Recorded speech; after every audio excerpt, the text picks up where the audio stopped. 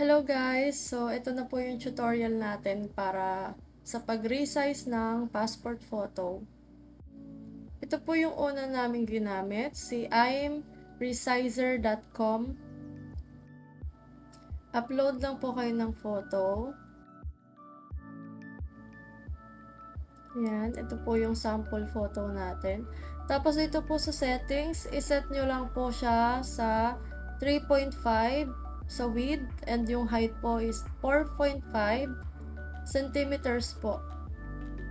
Yung photo po na ginamit natin, hindi pa siya tugma doon sa size natin na 3.5 by 4.5.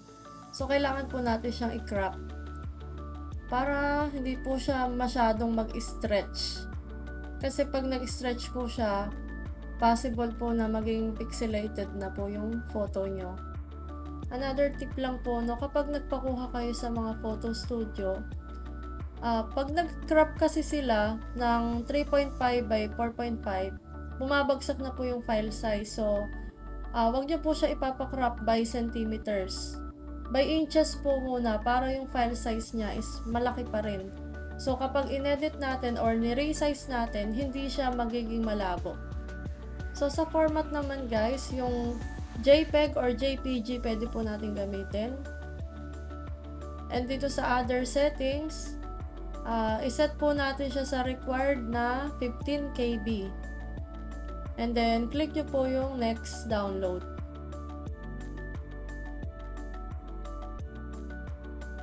So, kung napansin nyo po, mababa po siya, hindi po siya sumaktong 15 KB. So, babalik po tayo, and then mag-a-adjust po tayo sa 16 KB.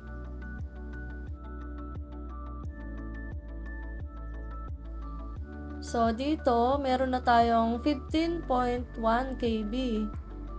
So, hindi pa rin siya sakto sa 15 KB, no? So, meron pa tayong other option para makuha po natin yung required na size. Pero dito po talaga, trial and error po ito. So, lalaroin nyo lang po yung size niya hanggang sa makakuha kayo ng tamang size na pwede natin gamitin sa registration. So, bago tayo mag-proceed sa other option natin, yung photo natin, isaset natin siya sa mas malaking file size. Kasi ang importante po, yung gagamitin nating photo na i-resize, dapat malinaw po siya. So, ayan, meron na tayong 190 KB. So, malinaw po ito. Kasi dito sa other option natin, dito po kay shutterstock.ph. Ayan, wala na po kasi siyang settings na pwede nating i-crop yung photo sa 3.5 by 4.5. So, dun po kay imresizer, pwede na po natin siya dun i-crop. So, ayun po, nag-upload lang ako ng photo, and then dito sa right side sa step 2, i-click nyo lang po yung custom, and then laruin nyo lang din po yung sizing niya, yun dun po sa pixel. So, mapapansin nyo po, iba-iba po yung ginamit kong pixel hanggang sa makakuha ako ng mga file size na papasok po sa registration. Yan. So, mag-try lang po kayo na mag-try. Kapag mataas po yung na-download nyo, bawasan nyo lang po yung size or yung pixel po. Kapag po sumobra naman ng baba yung na-download nyo, adjust lang po pataas.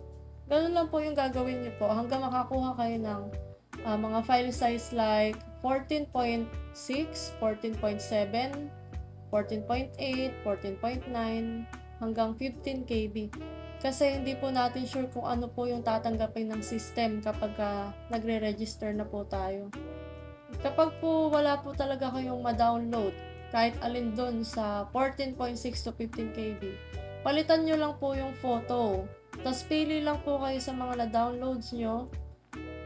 Mas malaki po yung size, mas better. Para po pag in-adjust, hindi po siya gaano pixelated. So, ayan po, namimili po ako sa mga na-download ko na.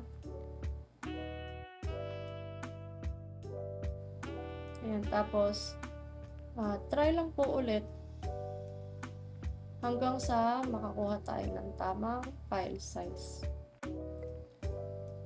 At sa ilang minuto po nating pagta-try, ito po yung mga na-download ko na resized photos. And then, nirename ko lang po sila ayon sa size nila para kapag nag-register tayo, madali pong pumili. So, ayan po. Ganun lang po kasimple yung pagre-resize. So, disclaimer lang po, no, hindi po ako professional editor. Ito pong mga tutorial na to is napulot ko lang din po sa mga YouTube videos, YouTube vlogs, or yung mga may experience na rin po sa pagre-register. And karaniwan po sa napanood ko, successful naman po yung registration nila na ganitong process po nila ni-resize yung mga photos nila at yung passport nila. So, sa passport po, yung scanned copy po ang kailangan natin. And, ika-crop din po natin yung first page lang po ng ating passport. Kailangan po malinis yung passport, walang any dirt, at kitang-kita po lahat ng details. And sa pag-edit po ng passport, ito yung ginamit kong settings sa imresizer.com din po. At same process lang din po. Trial and error lang po hanggang makuha nyo yung mga required na size na pwede nating magamit sa registration. So, yun lang po. Sana nakatulong sa inyo tong video na to, and I hope lahat po tayo ay makapag-register at makapasa po sa darating na exam. Thank you po!